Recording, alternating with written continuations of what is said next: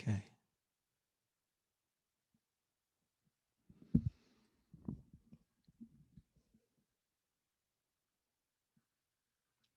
I declare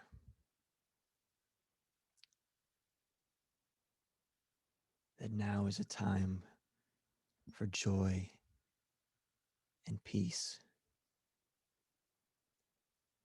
and love. And if you do have sorrow or pain, Stevie, sorry, Ian can't hear you. He said got lots of noise in his ear today. oh, I'll talk louder because my microphone is at full volume. So I'll just talk louder for Ian's tinnitus. I said that now is the time for joy and love and peace.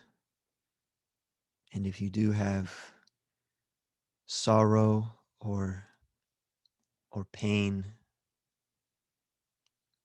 or frustration of any kind, please invite it to be joyful with us and to be at peace with us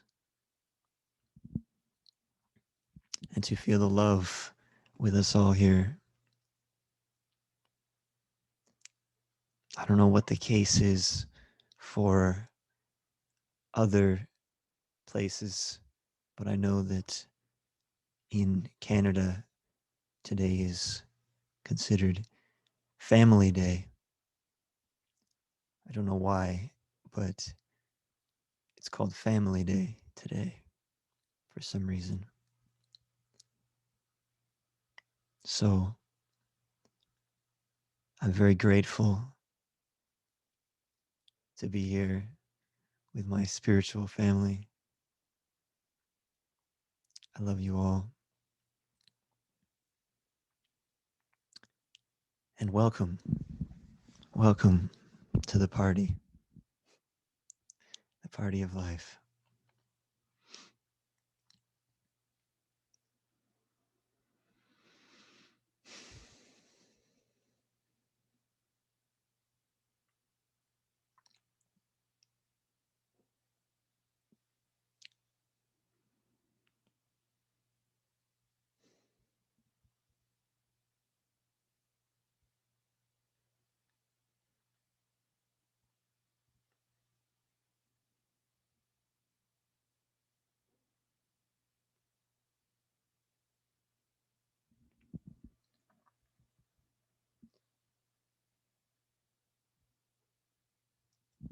Oddly enough,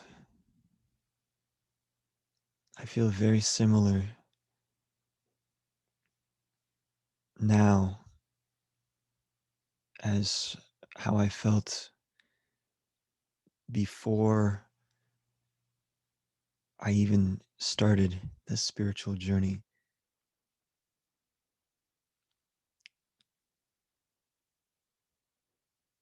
Before I started, I felt constantly these questions of who am I, where am I going, what am I doing, what is my purpose, why am I here?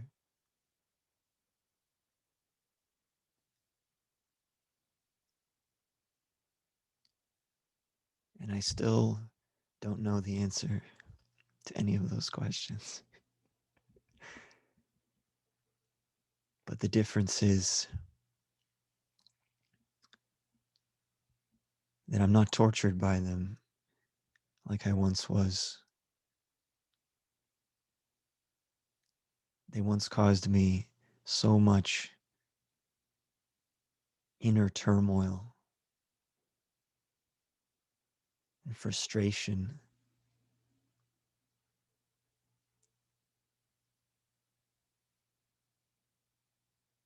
Because when I tried to fill those questions with answers, any answers I could find. It never seemed to help the, the inner turmoil.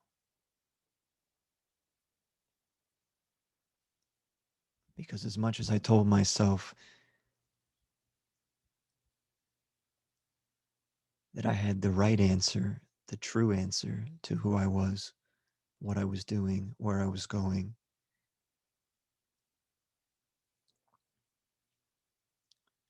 it wasn't so much a knowledge, but rather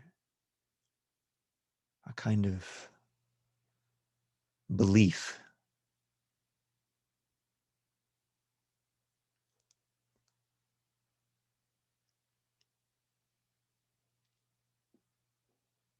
And in holding on to these beliefs,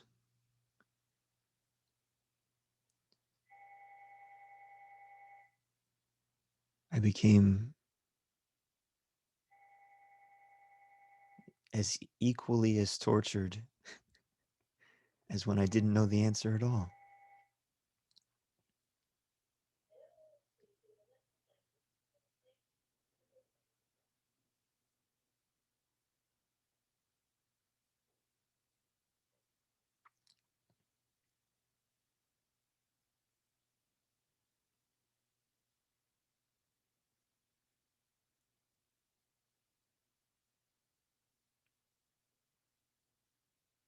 It was as if I was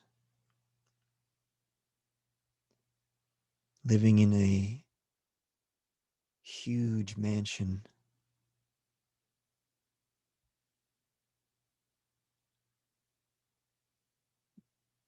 full of clutter and crap.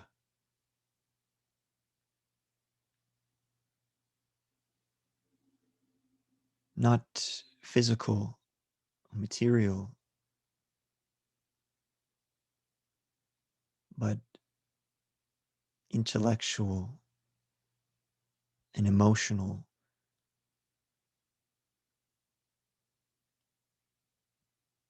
I suppose I was kind of a hoarder,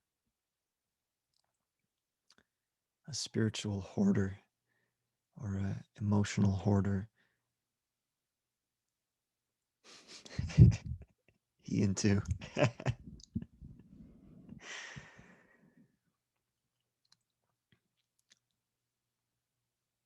And all I dreamed of was a mansion, a clean, spacious, free mansion, palace, which I was already living in.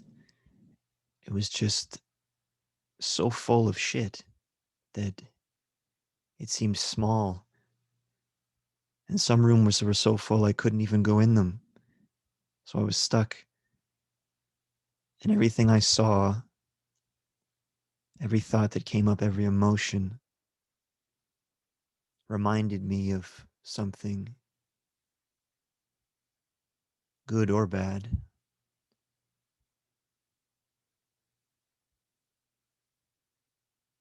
It's almost like I was sentimental about everything in my internal experience,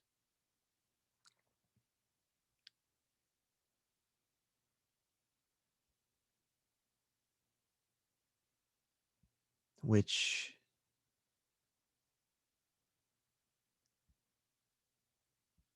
sort of took away the freshness and spontaneity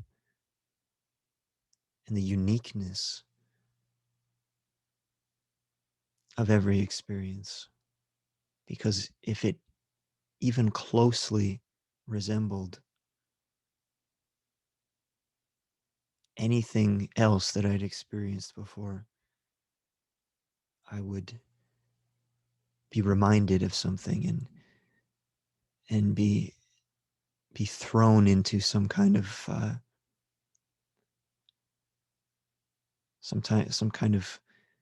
script that I would follow over and over.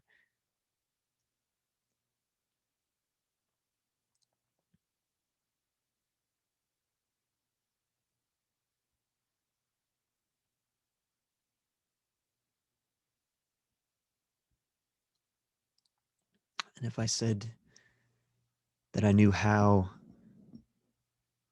exactly how I cleaned out all of these sentimental stories that went along with everything, that's one question too many for me. I can't even answer that.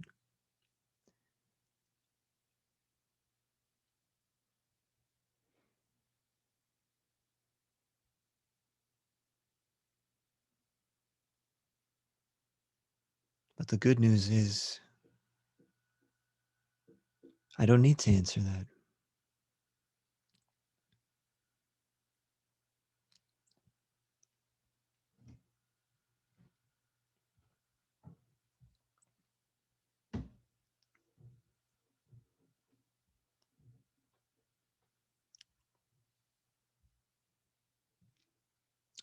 because it's the question.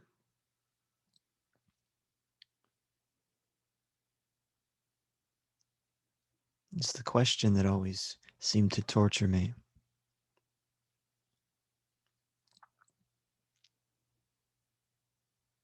because it seemed as though there was no answer ever that was satisfying enough.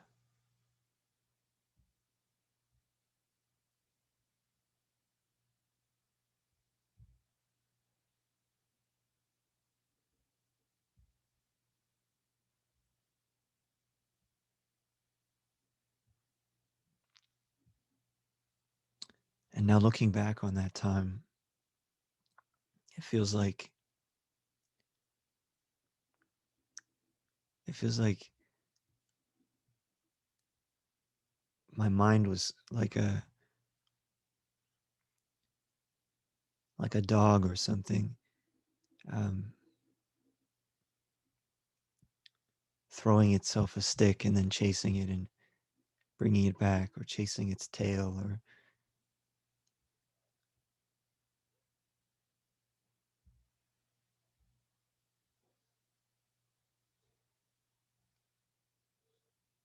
like my mind was afraid that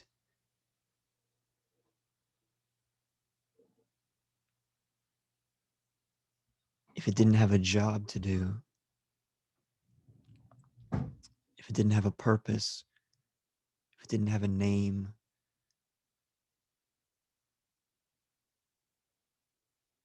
then it would be found to be useless.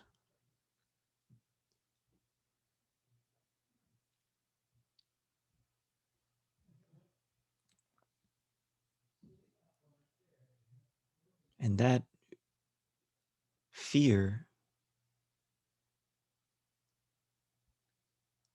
that fear in my mind of being worthless, propelled me to do so many things.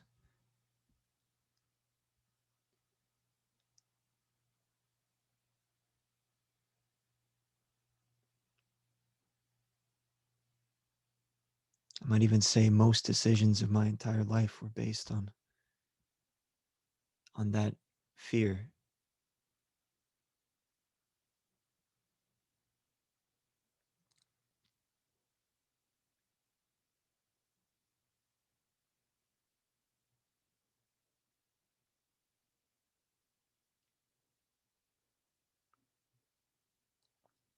But there came a time when,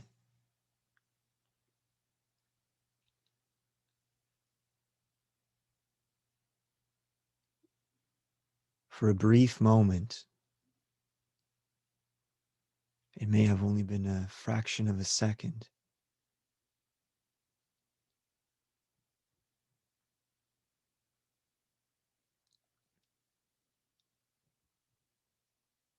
but for that moment,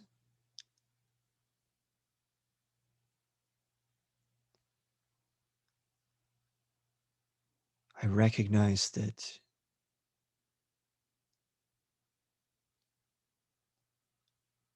I was not the small, fragile, fearful mind that was running away from its master, from some great power that it cannot comprehend, a power whose presence makes the mind run in terror or cowardice or bow and admit defeat.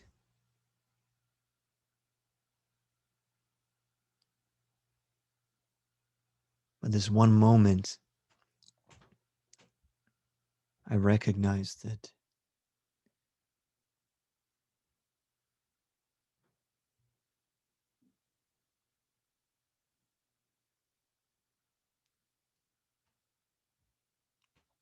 I was identifying with the small thing that was running away.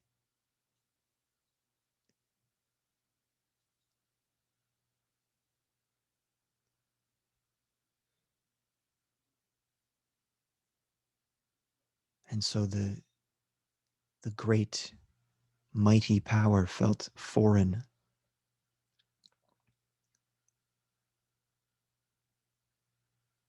But then this moment came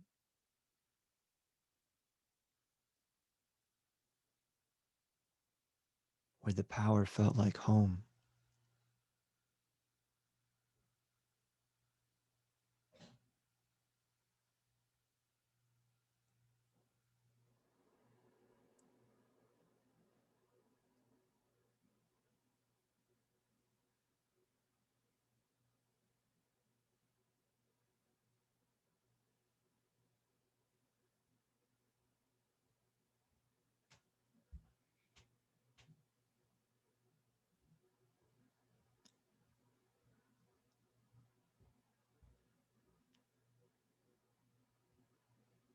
The power that I was running from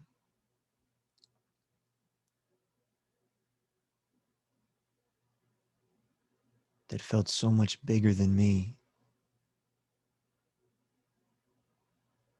infinitely more intelligent, terrifyingly grand.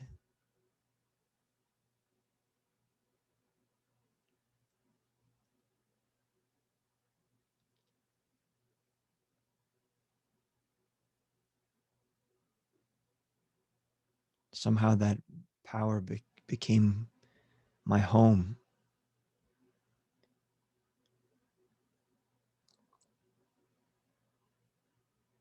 in an instant.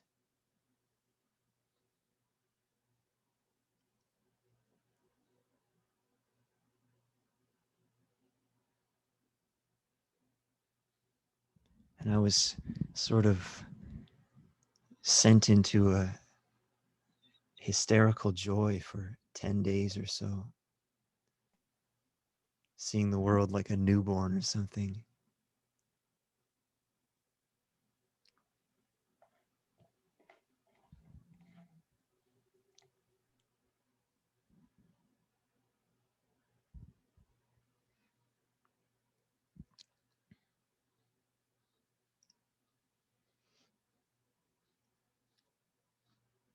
But even though I returned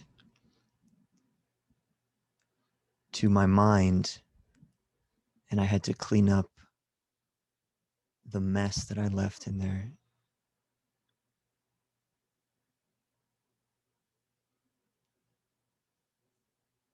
after experiencing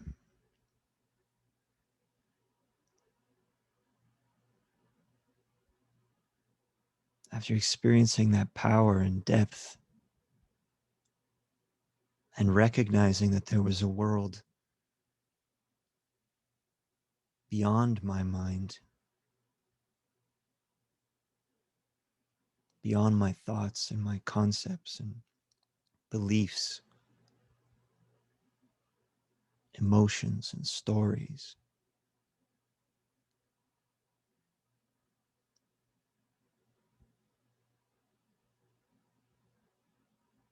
Once that depth was revealed,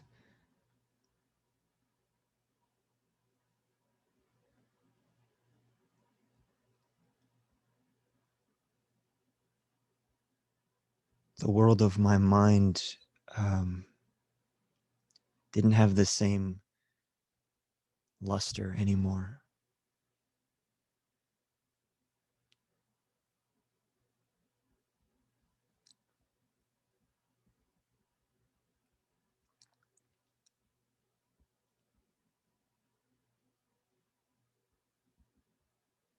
And I still got um, carried away with things I still do, carried away on thoughts or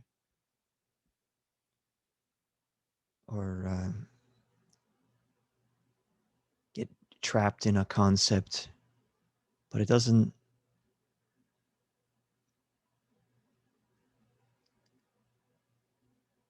torture me.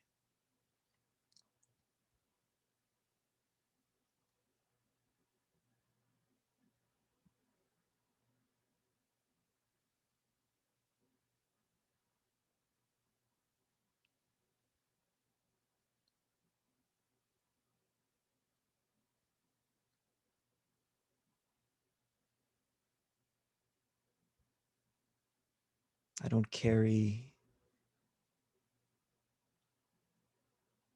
I don't carry guilt about it or regret. Those are just those are traps,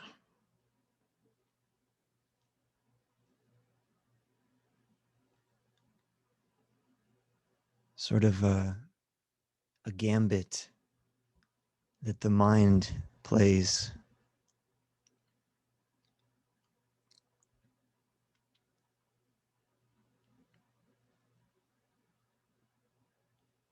so that it can survive just a bit longer.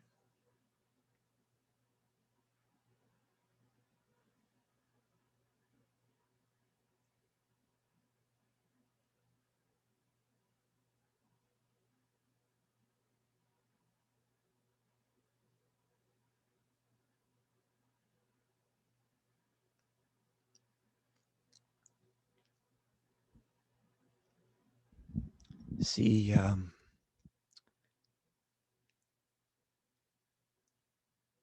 I don't believe that beliefs are permanent,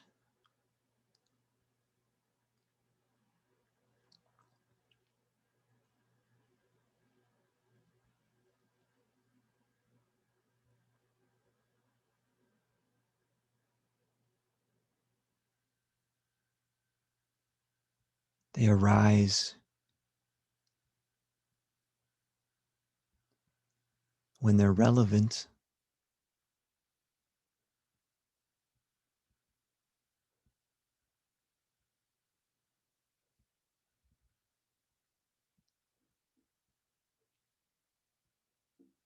but when we go to sleep,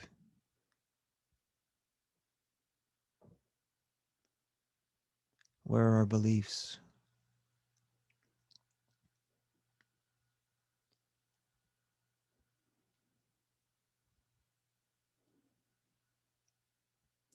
Some beliefs are very sticky, though,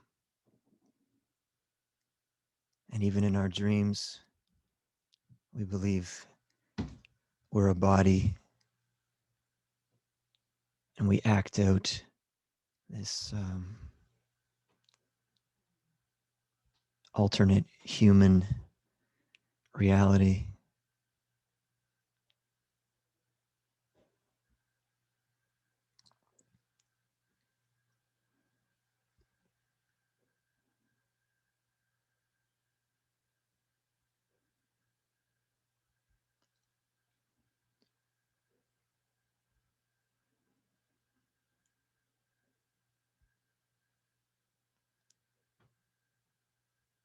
But many of us seem to be controlled by our beliefs. It's like we hand over our power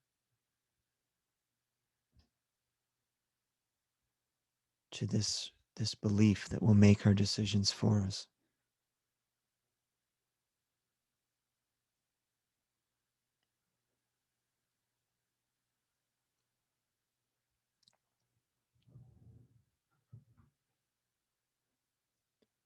This may seem like it makes life easier,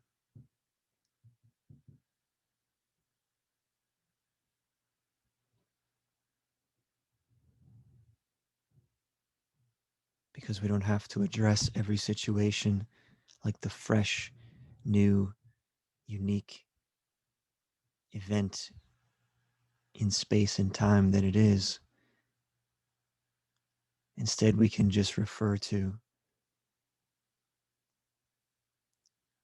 our belief, and the answer is preordained.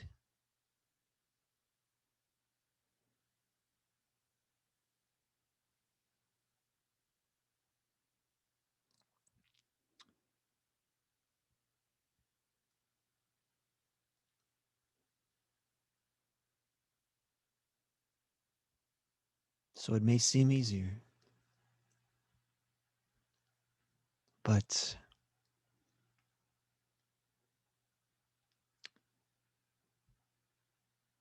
there's a hidden clause in that contract,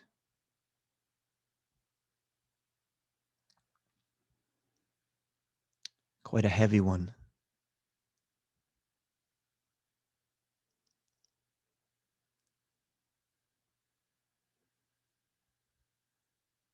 And it means that you have to carry this belief everywhere you go.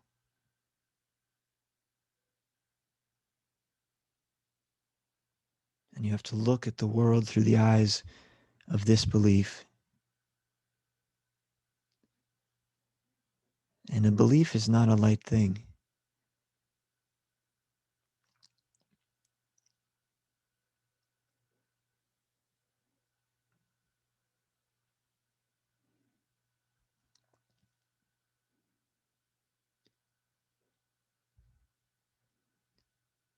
If I may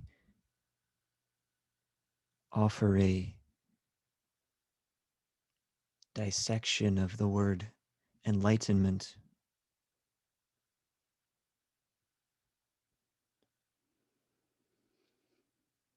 it may not be the kind of light that is opposite to dark,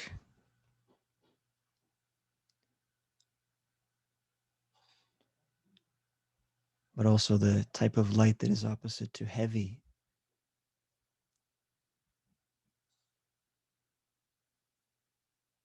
to be encumbered or to be enlightened of your load.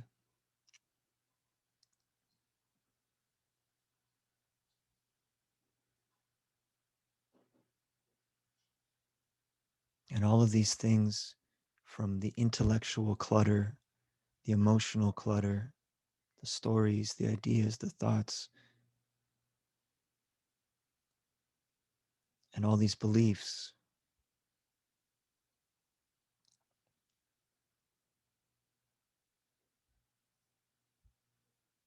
they can be like wearing a big ball and chain around our ankles.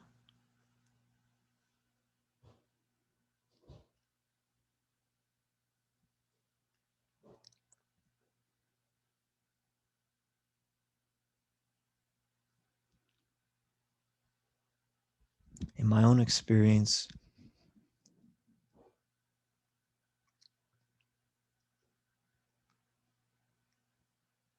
all of these things, when they are let go,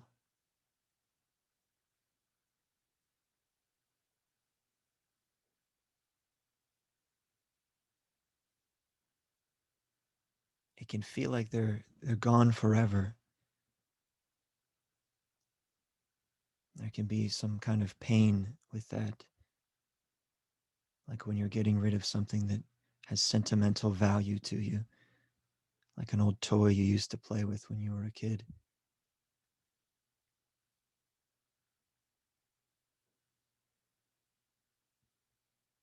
And you may have no use for that teddy bear anymore,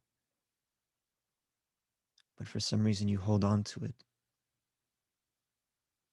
Maybe you tell a story like, maybe when I have kids one day, if I have kids, or maybe my friends' kids, or something.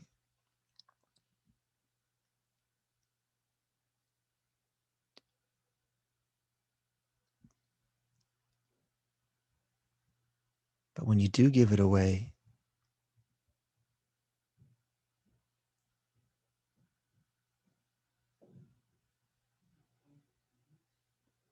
there is a sense of freedom.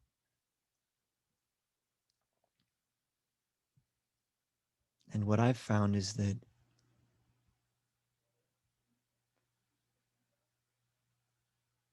the things I need arrive if and when I need them.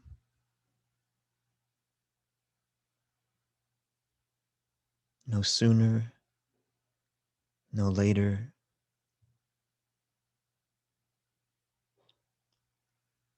But if I'm holding on to too many things and juggling too many things,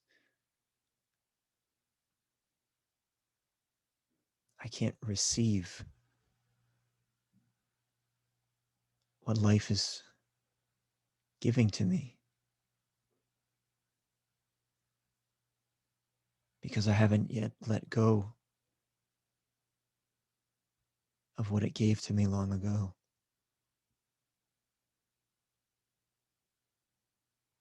even if it's not useful to me anymore.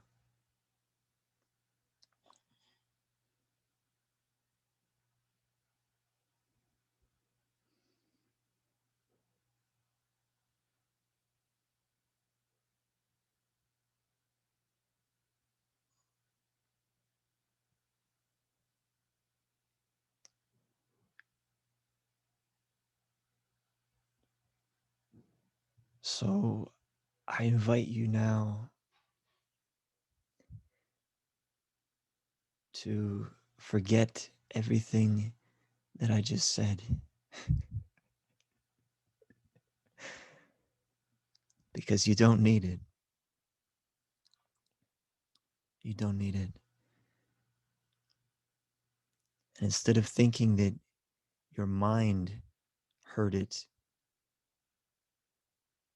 and your mind has to remember it or else it will be forgotten, just trust that your heart heard what it needed to hear. And that if you ever need to remember any of these things, your heart knows exactly where they are and it will offer them to you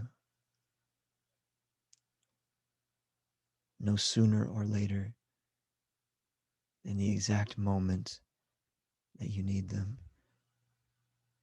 Trust. Trust that you can let go